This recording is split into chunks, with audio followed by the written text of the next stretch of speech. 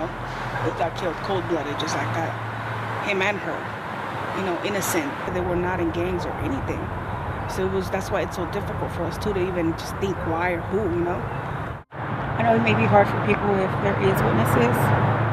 Just please come forward, just so we could get justice for our person. Hey, what's up everybody? Welcome back to another episode of IE Stories. Today we are covering the case of Ariel Bojorquez and Rosa Isela Chavez. It happened in San Bernardino County in 2016, and so we're just gonna get into it. It was April 20th, 2016, in San Bernardino, California. Two teenagers, Ariel Bojorquez, 19, and Rosa Isela Chavez, 17, were driving through the city in a dark-colored Honda. Like many young people, they were unaware that this night would change everything, not just for them, but for their families and the community and everybody around them.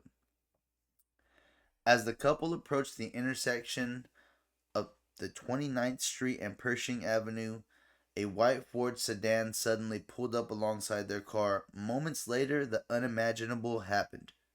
Gunfire. The Honda swerved and crashed, almost hit a couple people, and then boom, right into a residential yard of somebody's house. Ariel was found dead at the scene. And Rosa was rushed to the hospital where she was later pronounced dead. Unfortunately, they did not survive, and the San Bernardino community was stunned because there were two young kids. It was like you got the 19-year-old, the 17-year-old, they're just cruising, driving around. Their lives were young and they were taken from them. There was no answers. Nobody knew what happened to them. Nobody knew why. Nobody could really understand why these two were chosen to get shot at. Nobody could understand what happened, and the community was just kind of looking for answers at the moment. Friends and neighbors spoke quietly, asking yo, what's going on? Who could have done this? Why did they do this?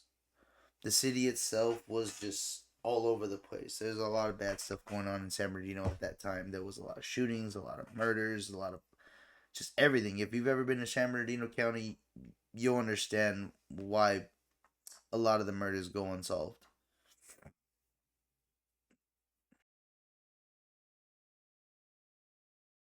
Authorities immediately launched an investigation, and they looked at surrounding buildings and all the houses and stuff, and surveillance footage was found.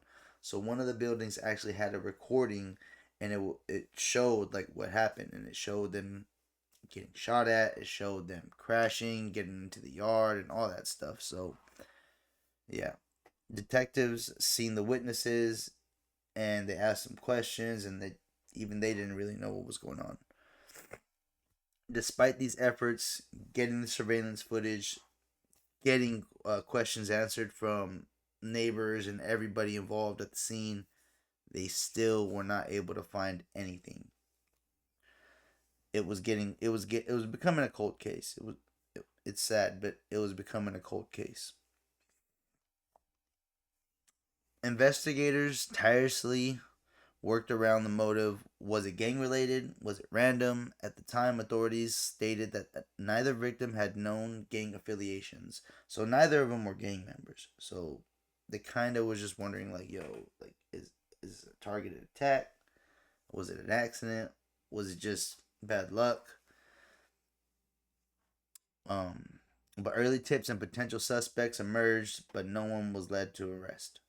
Each dead end deepened the family's despair. So every time they got a little lead, every time they got a little, hey, it could have been this person, it could have been that person, it just failed, and it was a dead end for them.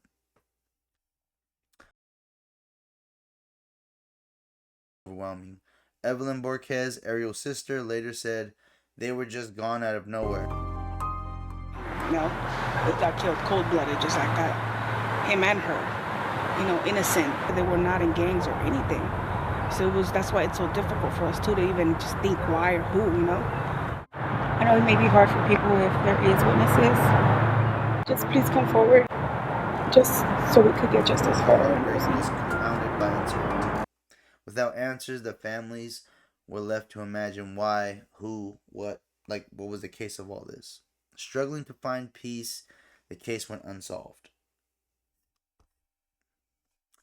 2016 was just a bad year. The city reported 62 homicides that year, a 41% increase from the previous year, the deadliest year since 1995.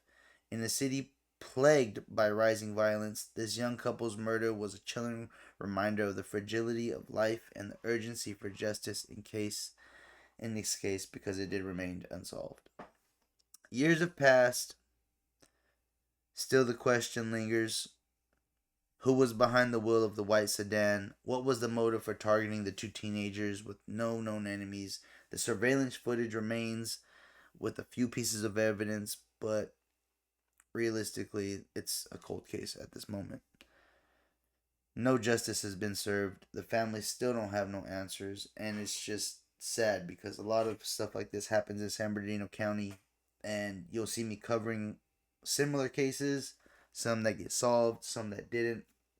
But at the end of the day, these kids were driving down the road, just minding their own business. A white sedan pulled up and pow, pow, pow, pow.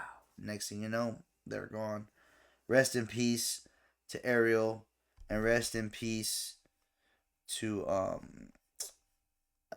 Rosa. It's sad.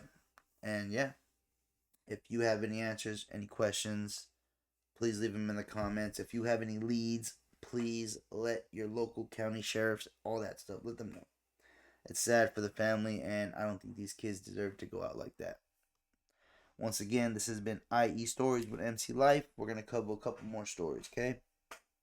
Alright. Make sure to hit that like, comment, and subscribe button because it does help me a lot, and it helps grow the channel. If there's any cases you guys want me to cover, just make sure you hit me on IE Stories on Instagram, or on TikTok, or on YouTube. Boom. So let's get back to these stories. Make sure to comment, like, and subscribe also. I'm trying to do only stories here in the IE, San Bernardino, Riverside, Yucaipa, Redlands, all these different areas, and I'll cover some old, some new, and not only that, like I'm going to be covering the catacombs pretty soon in Riverside. I'm going to be covering Mount Rubidoux and all the crazy stuff. So, yeah. Hope you guys like the channel. Have a good one. Peace.